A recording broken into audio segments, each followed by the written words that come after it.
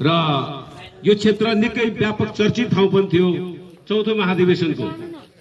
त्यतिबेला तत्कालीन हाम्रो कमान सिंहज्यू लगायतका थुप्रै राजनीतिक नेताहरूको यहाँ चर्चा हुने गर्थ्यो। म पहिलो पटक गोविन्दनाथ जी 48 सालमा जुन चुनाव भएपछि पहिलो पटक यहाँ उपस्थित भएको सानो भर्खरको मान्छे थिए म। हाम्रो त्यो बेलाको याद गरौँ गोपीकृष्ण थपलिया र मलाई धेरै खुसी लागेको अर्को विषय पनि छ कि हाम्रो याङ प्रसादजीको छोरा आज हामी सँगै हुनुहुन्छ र उहाँले आफ्नो राजनैतिक प्रतिबद्धता दरोसँग व्यक्त गर्नुभयो। मैले उहाँसँग 2050 सालमा सँगै एउटै मञ्चमा एलाउन्स गरेका थिएँ। म संयुक्त जनमोर्चाको त्यति बेला जिल्ला कमिटी सदस्य थिएँ र एकता केन्द्रमा पनि म जिल्ला सदस्य थिएँ र हाम्रो कान्छाराम तामाङज्यूलाई र मुकुन्दजीलाई जिल्ला विकास समितिको उपसभापति र सदस्य दिने बेलामा उहाँहरूलाई सदस्य बनाए बापत तत्कालीन याङ प्रसादजीहरूले नै मलाई कारबाही गर्नुभएको थियो, कमान सिंह र मलाई। त्यसपछि मैले यो पार्टी छोडेर अनि नेकपा एमालेमा समाहित भएर म नेकपा एमालेको तर्फबाट धुलिखेल नगरपालिकामा 25 वर्षको उमेरमा उपमेयर पदमा निर्वाचित भएर काम गरेँ, आजभन्दा 20 वर्ष अगाडि। र म पार्टीको वैकल्पिक सदस्य, जिल्ला सदस्य, उपसचिव, सचिव, कार्यवाहक सचिव, उपाध्यक्ष र अहिले अध्यक्ष भएर काम गरिराखेको छु। यहाँहरूलाई त्यही एउटा प्रमाण हो कि नेकपा एमाले अरू पार्टीबाट एमालेमा आएकाहरूलाई सम्मान गर्छ, इज्जत गर्छ र राजनीतिक जीवन सफल बनाउन सहयोग गर्छ। उदाहरण म यही छु। तपाईहरुले कुनै त्यस्तो सानो मन गर्नुपर्ने जरुरी छैन। एमाले जस्तो छाती विशाल भएको पार्टी बिरलै पाउँछ। म एउटा म आफै प्रमाण हुँ, मैले भनिहालेँ। त्यसकारण नेकपा एमाले हजारौं हजार खोला नालाहरू जोडिएर बनिने सागर हो। यो सागरभित्र हामीले आफ्नो राजनीतिक भूमिका, जिम्मेवारी, विचार र सिद्धान्तलाई सही रूपमा जनताको हितमा, देशको समृद्धिमा र सामाजिक रूपान्तरणमा हामीले निर्वाह गर्यौं भने हामीले खोजेको समाजवाद र साम्यवादको यात्रामा हामी सफल हुन सक्छौं। त्यसका लागि हामी एक हौं। भ्रमवश साथीहरू छुट्टिनु भएको छ। मलाई लाग्छ केही दिनपछि उहाँहरू यही नेकपा एमालेको झण्डा मुनि आएर बस्नुपर्ने दिन आउँछ। त्यसैले म साथीहरूलाई अनुरोध गर्छु,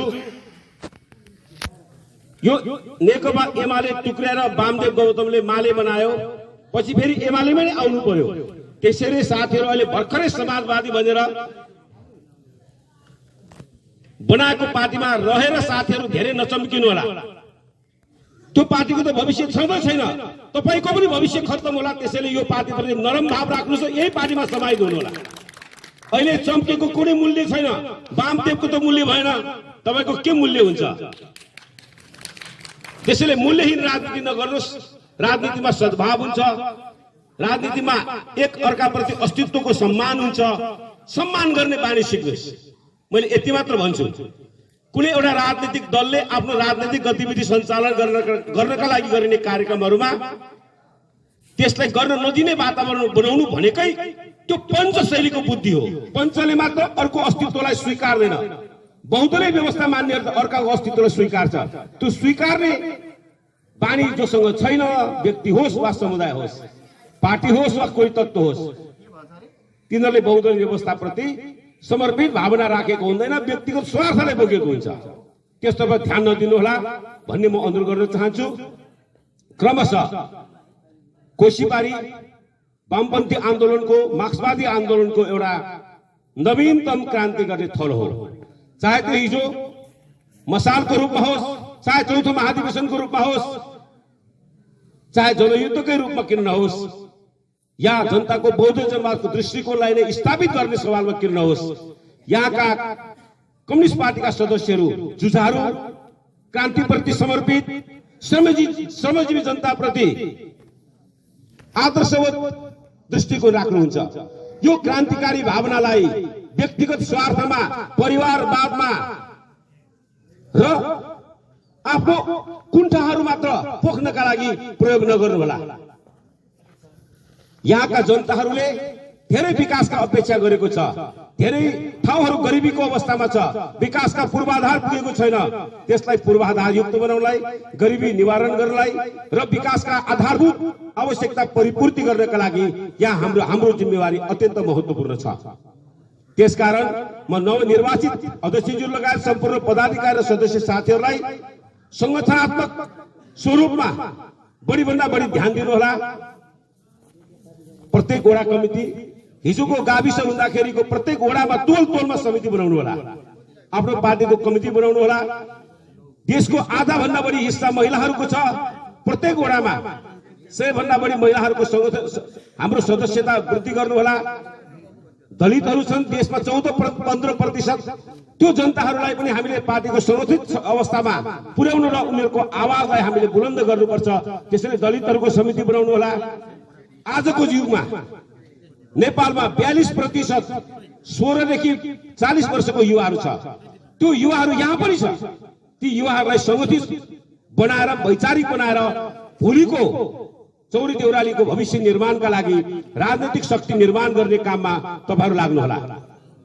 कहाँ विकास पुगेको छैन, कहाँ सामाजिक समस्या छ, कहाँ गरिबीको अवस्था छ, कहाँ श्रमजीवीहरूलाई समस्या परेको छ, कहाँ दमन र शोषणहरू, अन्याय र अत्याचारहरू छन्, ती व्यक्तिले गरेका हुन्, समुदायले गरेका हुन् या कुनै राजनीतिक दलले गरेको हो भने पनि हामीले त्यसको राजनीतिक नेतृत्व लिनुपर्छ र हामीले त्यसलाई परास्त गरेर समाजमा न्यायपूर्ण समाज निर्माण गर्नका लागि हामीले भूमिका खेल्नुपर्छ। यो तर्फ हाम्रो पार्टीले काम गर्नुहुनेछ भन्ने मैले विश्वास लिएको छु। नयाँ निर्वाचित अध्यक्ष लगायत सम्पूर्ण पदाधिकारी साथीहरूले आफ्नो टोल छिमेकमा सामाजिक रूपान्तरणको काम, समाजमा देखा परेका समस्याहरू, विकासका आवश्यकताहरू र पार्टीलाई एकबद्ध गर्नका लागि चाहिने भूमिका निर्वाह गर्नुहोला। कहिलेका हामीलाई के लाग्छ भने हामीले नेतृत्व लिइरहँदाखेरि हामी भन्दा अग्रज नेतृत्वहरूलाई पनि हामीले सम्मान गर्नुपर्छ। उहाँहरूको समयमा उहाँहरूले देशको लागि, समुदायको लागि, आफ्नो टोल विकास टोलको लागि जुन योगदान पुर्याएको छ त्यसलाई सम्मान गर्ने, उहाँहरूको ज्ञान, उहाँहरूको सिप, उहाँहरूको चाहिँ अनुभवहरूलाई हाम्रो शक्तिमा रूपान्तरण गर्ने, नयाँ पुस्तालाई हामीले संगठित बनाउने। नयाँ पुस्तामा हामी पुग्न सकेन भने हाम्रो संगठन त यहाँ हुन्छ तर त्यो परिवर्तनकारी हुन सक्दैन। हाम्रो यहाँ संगठन त हुन्छ, परिपक्व मानिसहरूको हिजोको सामाजिक रूपान्तरणमा भूमिका खेल्नेहरूलाई सँगसँगै लान सकेन भने हाम्रो क्रान्ति त्यो अराजकतामा बदल्न सक्छ। अराजकताले पनि संगठनलाई बिगार्छ र व्यक्तिलाई बिगार्छ। राजनीतिको सबभन्दा खतरनाक क्यान्सर भनेको अराजकता हो। वस्तुवादी हुन सकेन भने हामीले क्रान्तिलाई सफल बनाउन सक्दैनौँ। भाववादी भयो भने हामीले आग्रह र पूर्वाग्रह बोक्छौँ। भाववादी कहाँ हुने, वस्तुवादी कहाँ हुने भन्ने कुराको ज्ञान हामीसँग अत्यन्त जरुरी छ। त्यसकारण सिङ्गो नगर वडा गाउँ कमिटी, प्रत्येक वडा कमिटीहरू, युवा, महिला, दलित अरू कमिटीहरू पनि छन् भने ती सबैलाई 9 वडामा प्रशिक्षणको कार्यक्रम अत्यन्त जरुरी छ। वैचारिक नभइकन वर्ग ज्ञान आउँदैन, वर्ग ज्ञान नआइकन वर्ग शत्रुसँग सङ्घर्ष गर्न सक्दैन, सङ्घर्ष नगरिकन अनुभव प्राप्त हुँदैन, अनुभव प्राप्त नगरेर विजय प्राप्त हुँदैन। त्यो विजय प्राप्त हामीले केवल नेकपा एमालेको इतिहास निर्माणका लागि मात्र होइन, यहाँको श्रमजीवी जनताहरूको भाग्य र भविष्य निर्माण गर्नका लागि हामीले क्रान्ति गर्न जरुरी छ। क्रान्ति केवल लफाजी कुराले मात्र हुँदैन। क्रान्ति केवल समाजवाद र साम्यवादका सपना देखाएर मात्र हुँदैन। आज तपाईहरुले हेर्नु होला, यही चौरी गाउँपालिकामा गाउँपालिकाको अध्यक्षको परिवार 11 जनाले जागिर खाइराखेको छ। त्यहाँ के भइराखेको छ? समाजवाद आएको कि व्यक्तिवाद आएको? के हिजो जनयुद्ध गर्दा आफ्नै परिवारले जागिर खुवाउँछु भनेर समाजवादको आन्दोलन गरे हो? समाजवाद त्यहाँ मरेको छ। अब हामीले जिउँदो बनाउँछौँ। नेकपा एमाले चौरी देउरालीको गाउँपालिकामा अब आगामी दिनमा समाजवादको अभियानको प्रारम्भ गर्नेछ। त्यहाँ निमुखाहरूको, शोषित पीडितहरूको, श्रमजीवीहरूको आवाजले बुलन्द गर्नेछ, व्यक्तिगत स्वार्थ मारेर। हामीसँग व्यक्तिगत स्वार्थ छैन। क्रान्तिकारीहरूप्रति हामी सद्भाव राख्छौँ, सम्मान गर्छौँ र उहाँहरूका विचारहरूप्रति समर्पित हुन्छौँ र उहाँहरूका सपनाहरू साकार गर्नका लागि हामी लाग्छौँ। तर शहीदका नाम देखाएर, क्रान्तिकारीका नाम देखाएर समाजवाद देखाएर व्यक्तिगत स्वार्थ हामी पूरा गर्दैछौँ। यो हाम्रो पार्टीको सिद्धान्त पनि होइन, दृष्टिकोण पनि होइन र व्यवहार पनि होइन।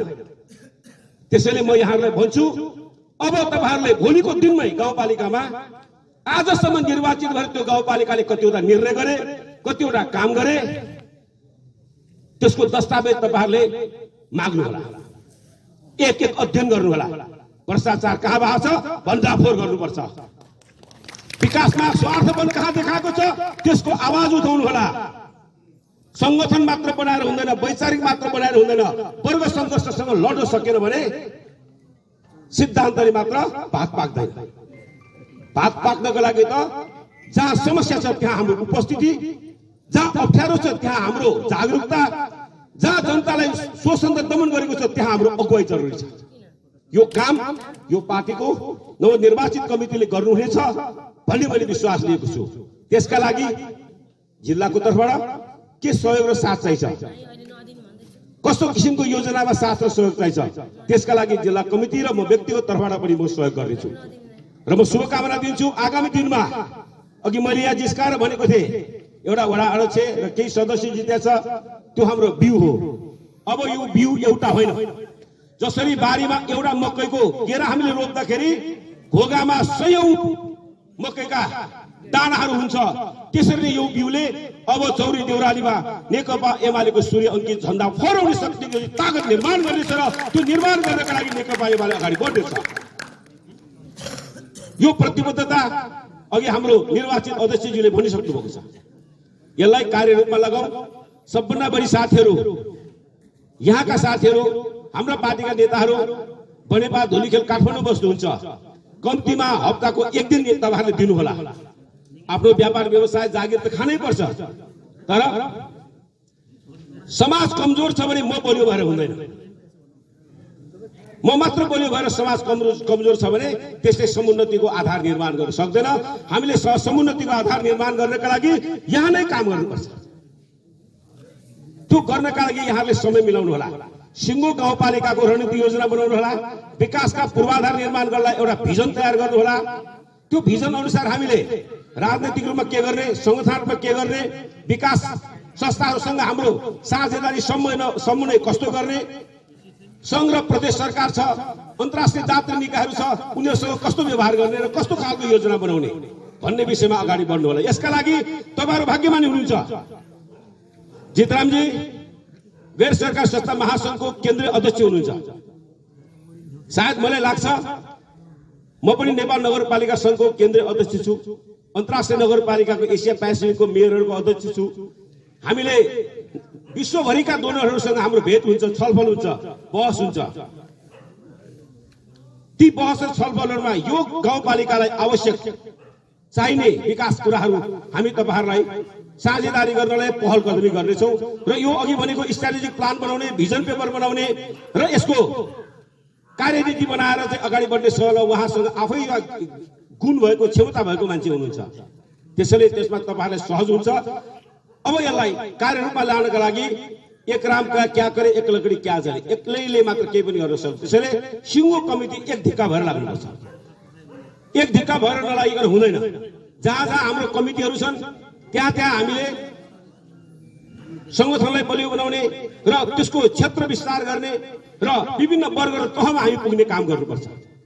त्यो काम गर्नु होला र यहाँहरूले आवश्यक ठानेको बेलामा मेरो व्यक्तिगत रूपमा र पार्टीगत हिसाबले पनि यहाँहरूलाई कहाँनिर के गर्नुपर्छ, के भन्नुपर्छ त्यो काममा म अगाडि बढ्नेछु। र म अब धेरै कुरा पनि भन्दिनँ। राष्ट्रिय राजनीति त्यति धेरै भन्न जरुरी छ जस्तो मलाई लाग्दैन। थोरै कुरा अघि यहाँ पूर्वोक्त साथीहरूले उठाएका विषयहरू म यहाँ प्रश्न पार्न चाहन्छु। यहाँ जुन एकजना बहिनी हाम्रो बित्नु भएको छ, अर्थात् उहाँलाई हाम्रो चाहिँ बहिनी आफ्नो घरको मानिसहरूले आत्महत्या गरेको भनेको छ। हामीलाई लागेको छ त्यो आत्महत्या होइन, कसैले मारेको हामीलाई आशंका लागिरहेको छ। त्यस विषयमा पार्टी कमिटीका तर्फबाट र गोकुलजीले पनि, हाम्रो पार्टी इन्चार्ज गोकुलजीले पनि प्रहरी प्रशासनसँग कुरा गरिसक्नु भएको छ। यसलाई निष्कर्षमा पुर्याउने र दोषीलाई कारबाही गराउनेतर्फ नेकपा एमाले लाग्नेछ। म यो कुरा तपाईहरुलाई विश्वस्त बनाउन चाहन्छु। तपाईहरुलाई अलि आशंका छ अलिकति हाम्रो पक्षमा बोल्दिएन कि भन्दिएन कि भन्ने तपाईहरुलाई लाग्छ त्यस्तो होइन कामरेडहरु हामीले त्यसको विषयमा प्रशासनमा कुरा गरेका छौं एसपीसँग पनि कुरा गरेका छौं सिडिओसँग पनि कुरा गरेका छौं मैले आफैले कुरा गरेको छु गोकुलजीले पनि कुरा गरेको छ त्यसमा तपाईहरु ढुक्क हुनला पार्टीको तर्फबाट त्यसलाई न्याय दिनेतर्फ र अपराधीलाई कारबाही गर्नेतर्फको कदम अगाडि बढाउने छ अर्को कुरा यहाँ जुन सभा हल बनाउने कुरा आयो सभा हल मात्र बनाएर त हुँदैन यो गाउँको हाम्रो पार्टीले एउटा पार्टी कार्यालय नै बनाउनु होला त्यो तपाईले पार्टी कार्यालय बनाउनु भयो भने र त्यसमा सभा हल पनि बनाउनु भयो भने नेकपा एमाले काभ्रेको तर्फबाट म 1 लाख रुपैयाँ तपाईहरुलाई दिने म वचन दिन चाहन्छु तर यो काम चाहिँ तपाईहरु छिटो गर्नु होला अर्को कुरा यहाँ जुन खालको राजनीतिक प्रतिस्पर्धामा नकारात्मक प्रतिस्पर्धा भइराखेको छ त्यो नकारात्मक प्रतिस्पर्धालाई हामीले राजनीतिक दृष्टिकोणबाट अध्ययन र अनुसन्धान गर्नुपर्छ कहिलेकाहीँ के बुझ्नुपर्छ भने शत्रुहरू सबै एकातिर भयो भने हामी कमजोर भएको होइन हामी बलियो भएको हुन्छ नेकपा एमालेको वडा अधिवेशनहरू नेकपा एमालेको गाउँ कमिटीको अधिवेशनहरूमा र यहाँ करिब 800 भन्दा बढी सदस्य संगठन सदस्य भएको छ यो सदस्य संख्याको हैसियतले 1100 जो सदस्य भएको छ यो सदस्य संख्याको हैसियतले हाम्रा प्रतिद्वन्दीहरू तर्सिएको छ डराएको छ त्यो स्थितिलाई हामीले राजनीतिक रूपमा मूल्याङ्कन गर्नुपर्छ र त्यसलाई स्पार्क झै धारिलो बनाउने वैचारिक बनाउने र आफ्नो वर्ग संघर्षको आधारलाई पहिचान गरेर सबै मानिसहरू स्थानीय तहमा वडा होस् बस्ती होस् त्यहाँबाटै तपाईको चाहिँ प्रतिवाद गर्न सक्ने ताकत हामीले निर्माण गर्नुपर्छ सबै मान्छे काठमाडौँबाट आएर बडेपा धुलिखेलबाट आएर मात्र होइन यहाँ नै हामीले वर्ग संघर्षको आधार निर्माण गर्नुपर्छ र समाजवादको स्थापनाका लागि त्यो मजबुत ताकत हामीले हाम्रो कार्यकर्ताहरूको बीचमा पुर्याउनुपर्छ त्यसले संगठनलाई बलियो बनाउँछ विचारलाई बलियो बनाउँछ र त्यसले संघर्षलाई बलियो बनाउँछ एउटा राजनीतिक दल वैचारिक भएन भने अराजकतामा जान सक्छ त्यो संघर्ष नभएको दल भयो भने त्यो निष्क्रिय हुन सक्छ त्यो एकताबद्ध भएन भने त्यसले आफ्नो गन्तव्यमा पुग्न सक्दैन केही समस्याहरू छन् पुराना र नयाँका बीचमा भने अलिकति त्यसलाई अन्तर सम्बन्ध विकास गर्ने र ती अन्तर सम्बन्धहरू कहीँ कतै कमजोरी भएको छ भने त्यसलाई मिलाउनु होला बसेर छलफल गर्नु होला नयाँ र अर्को कुरा यहाँ जति पनि कामहरू तपाईहरुले गर्दै हुनुहुन्छ त्यो पारदर्शी जवाबदेही र उत्तरदायीपूर्वक गर्नु होला पारदर्शी भएन भने पनि हुन्न तपाईले काम गर्नु भएको छ तपाईले मात्र थाहा भएर हुँदैन त्यो जनजनमा थाहा पाउन दिनुपर्छ त्यसैले नेटवर्किङ सूचनाको नेटवर्किङलाई बलियो बनाउनु होला जति पनि हाम्रो चाहिँ 1100 जो सदस्य छ ती सबै साथीहरूको कम्तीमा केही नभए पनि फेसबुक त होला छन् भने एक अर्कामा गरेका कामहरूको सूचना आदान प्रदान गर्ने गाउँको सूचनाहरू लिने फोन नम्बरको हामीले सबै लिस्ट नै अब संगठन सदस्यहरूको बनाएका छौं त्यसको एउटा चाहिँ सञ्जाल निर्माण गर्नु होला ताकि यहाँ केही पर्यो भने केही नयाँ काम गर्नु पर्यो केही अप्ठ्यारो पर्यो भने एक आपसमा तुरन्त जम्मा हुने छलफल गर्ने र त्यसलाई एउटा चाहिँ शक्तिको रूपमा रूपान्तरण गर्ने हामीले काम गर्नुपर्छ यो बहुदलीय व्यवस्थामा संगठन नै तपाईको शक्ति हो संगठन छैन भने यसले केही पनि गर्न सक्दैन तर संगठन भएर मात्र हुँदैन संगठनलाई वैचारिक बनाउनु पर्छ वैचारिक बनाएन भने त्यो अराजक हुन्छ संगठनलाई लक्ष्य दिएन भने त्यो बीचमा नै हराउँछ लक्ष्य हामीले तयार गर्नुपर्छ त्यसकारण मैले अघि भने कि यहाँको स्ट्र्याटेजिक प्लान बनाएर राजनीतिक रूपमा संगठनात्मक रूपमा र यहाँ गर्नुपर्ने विकासका योजनाहरूलाई नेकपा एमालेले नयाँ ढंगले परिवर्तनको एउटा सपना जुन यहाँका जनताहरूले वर्षौंदेखि देखेको छ आज गाउँपालिकामा निर्वाचित भएर पनि दिन नसकेको कुरा हामीले दिन सक्ने स्थिति सृजना गर्नुपर्छ त्यो सृजना गर्नका लागि यहाँहरूले समय पक्कै दिनुपर्छ समय दिनु भएन समय त दिनुभयो ध्यान दिनु भएन ध्यान त दिनुभयो बुझाइ कमजोर भयो बुझाइ त राम्रो भयो तर एक अर्कामा एकले अर्काको खुट्टा तान्ने स्थितिमा पुर्याउनु भयो भने क्रान्ति सफल हुँदैन आज किन नेकपा माओवादी यत्रो जनयुद्ध गरेर पनि प्रचण्डको पार्टी सानो भएको छ महादेवले सतीदेवीलाई काँधमा बोकेर विश्व ब्रह्माण्ड घुमिसक्यो, सतीदेवीको मासु टुक्रा टुक्रा टुक्रा भएर पीठहरू भइसक्यो, काँधमा मासु छैन सतीदेवीको। तर महादेवलाई लागेको छ मेरो काँधमा सतीदेवी छ भने जस्तै आज प्रचण्डलाई भइरहेको छ। विप्लवको नाममा, वैद्यको नाममा, मातृकाको नाउँमा कति पार्टीहरू माओवादीबाट टुक्रिएर गइसकेर प्रचण्ड एक्लो बाँकी भइरहेको छ। र सिङ्गो क्रान्तिमा सहभागी भएकाहरू छोडेर केवल यो देशमा 64,000 भोट लिएको संयुक्त जनमोर्चाको एकता केन्द्रलाई एकीकृत गरेर उसको 120 जना सदस्यलाई माओवादी प्रचण्डको पार्टीमा समाहित गरेर पूर्व क्रान्तिकारीहरूलाई पाखा फ्यालेर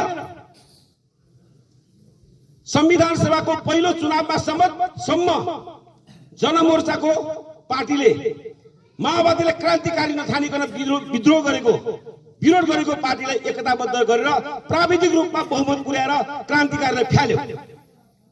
त्यसैले प्रचण्डलाई क्रान्तिकारीहरू चाहेको छैन, याङ प्रसाद गौतमहरू चाहेको छैन, हेमकहरू चाहेको छैन। सत्तामा बसेर भारतको दलाली गरेर मिठो मिष्ठान खान मात्र चाहेको छ। यस्ताले क्रान्ति गर्न सक्दैन। बेलामा सचेत भएका साथीहरूप्रति मेरो हार्दिक सद्भाव र प्रेम छ। अब हामी नयाँ क्रान्ति सुरु गर्नेछौँ। जो भ्रममा हुनु छ अहिले पनि भ्रम मुक्त हुनुला साथीहरू। त्यो भ्रमले क्रान्तिलाई सफल बनाउने छैन। केवल हाम्रा जीवनहरू बर्बाद हुनेछन्, हाम्रा परिवारहरू बर्बाद हुनेछन्, हाम्रा सिद्धान्तहरूको मृत्यु हुनेछ। के हामी त्यहाँ पुग्न तयार छौँ? के हामी त्यो चाहन्छौँ? हाम्रा क्रान्तिका बलिदानी र हाम्रा सङ्घर्षहरू र हाम्रा रगतहरूले त्यो खोजेको होइन। नेपालमा भारत विरुद्ध नारा लाउने, सुरुङ खन्न लगाउने, उता वाजपेयीलाई बिन्ती पत्र चढाउने यस्ता नाटकी काम पनि हाम्रो हुँदैन। एमाले गरेको छैन। एकातिर एमसीसी को विरोध गर्ने, भारतको अमेरिकाको मन्त्री आउँदाखेरि हुन्छ हुन्छ भन्ने यस्ता काम पनि एमाले गर्दैन। त्यो त देखिराखेकै कुरा हो। त्यसकारणले गर्दाखेरि क्रान्तिको मूल आधार राष्ट्रियतालाई पक्ष पोषण गर्ने पार्टी एमाले नै हो। यो एमालेको राजनीतिक चरित्रलाई राम्रोसँग अध्ययन गर्ने, अनुसन्धान गर्ने र त्यसमा एमाले गरेका कामहरूले, राष्ट्रियताको पक्षमा गरेका कामहरूले हामीले नयाँ उभार ल्याउनु पर्छ, नयाँ क्रान्तिको आधार निर्माण गर्नुपर्छ। केपी ओली एउटा यस्तो मान्छे हो जसले सिङ्गो भारतसँग लडे, नाकाबन्दीसँग जुधे। 64 वर्ष हाम्रो देशमा आफ्नै देशलाई पनि भारतको बनाइराखेकोलाई नेपालको संविधान संशोधन गरेर हाम्रो आफ्नो हो भन्यो। चीनसँग 11वटा सन्धि गरेर भारतले नाकाबन्दी गरे तापनि हामीले अन्तर्राष्ट्रिय नाका खोल्न सक्ने स्थिति सिर्जना गर्यो। विकासका नयाँ अभियान, नयाँ सोच, नयाँ दृष्टिकोणहरू ल्याए। यी सबै कुराले एमाले बलियो हुन्छ, अर्थात् तत्कालीन अवस्था नेकपा बलियो हुन्छ, कम्युनिस्टहरूको शासन व्यवस्था यहाँ बलियो हुन्छ। कम्युनिस्टहरूले लामो समयसम्म नेपालमा शासन व्यवस्था गरेर नेपालको राजनीतिक सत्तामा सामाजिक रूपान्तरणको अभियानको नेतृत्व लिन्छ भनेर डराएर नै यो सरकार, केपी ओलीको सरकार भत्काएको हो। त्यसका लागि हामीलाई काङ्ग्रेसले होइन, हामी भित्रै विभीषण जन्मेर भएको हो। ती विभीषणहरू अहिले अघि हेमक दाइले थोरै कुरा भन्नुभएको छ, चोतिलो कुरा भन्नुभएको छ। राजनीतिक रूपमा नेपाली समाजको रूपान्तरण र क्रान्तिकारी रूपान्तरण र समाजवादको यात्रा त कम्युनिस्टहरूले मात्र गर्छ। तर कम्युनिस्टको नेतृत्वमा रहेको दुईटैको नजिकको सरकार हुँदा हुँदै पनि हाम्रो सरकार ढालेर प्रतिक्रान्तिको नेतृत्व गर्ने, पुँजीवादको नेतृत्व गर्ने र समाजवाद र गरिब निमुखाहरूको वर्ग चरित्रलाई निमित्याउने भएर काङ्ग्रेसलाई प्रधानमन्त्री बनाएर सरकार बनाउँदाखेरि समाजवादको यात्रा हुन्छ कि प्रतिगामीको यात्रा हुन्छ? समाजवाद विरोधी हो प्रचण्ड, समाजवाद विरोधी हो माधव नेपाल। यहाँका जनतालाई हामीले त्यही बुझाउनु पर्छ। यो कुरा बुझाउन सकिएन भने फेरि पनि भ्रमबस त्यहाँ पुग्छ जहाँ क्रान्तिका लागि होइन, प्रतिक्रान्तिका लागि काम गर्नेहरूको जमात भर्छ। त्यो ध्वस्त गर्नुपर्ने काम चाहिँ हाम्रो हो। हामी राजनीतिक अभियान सुरु गर्छौँ। त्यो अभियानले ती पार्टीहरू जसले नेपालको राष्ट्रियता बिक्री गरिराखेका छ, नेपालको समाजवादलाई बिक्री गरिराखेका छ, शहीदहरूको सपनालाई व्यक्तिगत स्वार्थमा रूपान्तरण गरिराखेका छ, तिनीहरूलाई नष्ट गर्नु पनि हाम्रो क्रान्तिकारी कदम हो। त्यो काम हामीले गर्नुपर्छ र म सबै कमरेडहरूलाई हार्दिक बधाई तथा शुभकामना दिन चाहन्छु। यो अधिवेशनहरू वडादेखि पालिकासम्मको अधिवेशनहरूले यहाँ हिजो कमजोर ठानेको चिज चुरमुराएको छ, उठेको छ। त्यो उठेको तागतलाई माओसे तुमले भनेको जस्तै लङ मार्चमा लगेर क्रान्तिको यात्रा हामीले गराउनुपर्छ। अस्ति यहाँ कमरेड बमध्वजले चौरी देउरालीमा एमाले मुक्त गर्ने भन्ने खालको कुरा गर्नु पर्यो। साथीहरूले जवाब दिइसकेका छ। एमाले सँग पार्टी एकता गरेर उहाँले हामीले भोट दिएर सभासद भएको हो। उहाँ मात्र उठ्दा त तिमानमा चुनावै हारे नि हैन। कमरेडले त्यो हेक्का होस्, त्यो हेक्का होस्, एक्लै लडेर देखाऊ। अब काभ्रे जिल्लामा माओवादी भन्ने पार्टी पनि शून्य हुने तर्फ जाँदैछ। जम्मा 2 जितेको न पालिका, हेर्दै जानु कमरेड। त्यसैले चुनौती दिँदाखेरि होस गरेर चुनौती दिनुपर्छ। आफ्नो हैसियत देखेर चुनौती दिनुपर्छ। हैसियत बिर्सेर चुनौती दिनु हुँदैन। हामीले गर्दा सभासद भएको छ अनि हामीले चुनौती दिने, त्यो चुनौती तपाईले गलत चुनौती दिँदै हुनुहुन्छ। जुन चुनौतीले तपाईको राजनैतिक हैसियतलाई कमजोर बनाइराखेको छ।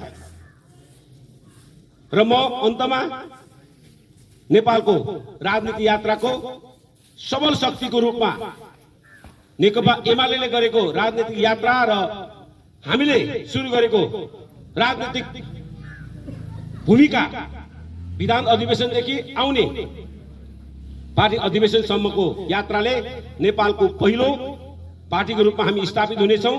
त्यो स्थापित पार्टीले नेपालको क्रान्तिको नेतृत्व गर्नेछ र नेपालको समाजवादको यात्रा नेकपा एमालेबाट प्रारम्भ हुनेछ। त्यो प्रारम्भ गर्नका लागि यहाँहरूको भूमिका अत्यन्त महत्त्वपूर्ण छ।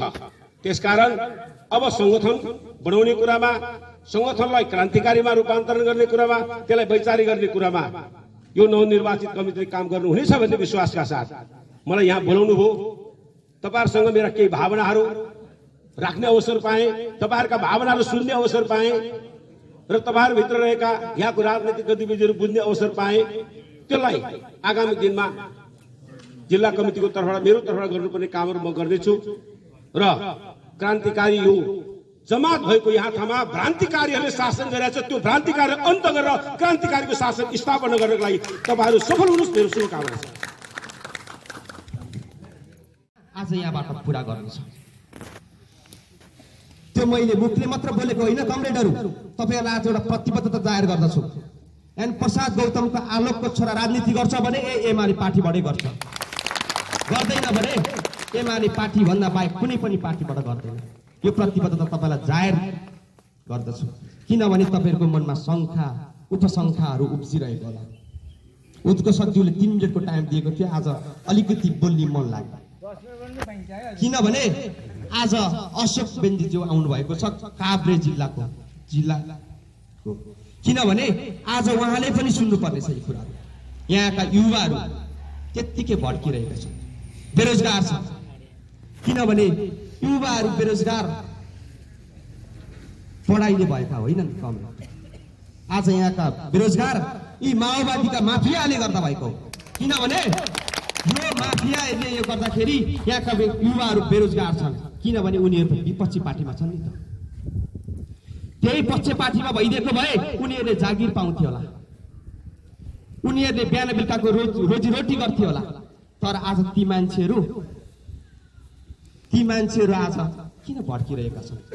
ती मान्छेहरूलाई माया गर्ने पार्टी आइसकेको छ एमाले पार्टी। ढुक्क हुनुहोस्, माया गर्छ, माया गर्छ। माया गरिसके पछाडि तिनीहरूको व्यवस्थापन पनि गर्छ, किनभने उनीहरूको रोजीरोटीको लागि हामीले रोजगार गरिसकेका छौँ। र अर्को कुरा, माझीफेदाको कुरा म तपाईहरुलाई अलिकति गर्न चाहन्छु र त्यो कुरा मलाई पनि हिजो अस्ति पनि गर्न मन लागेको थियो, तर आज यो सभामा मलाई गर्न मन लाग्यो।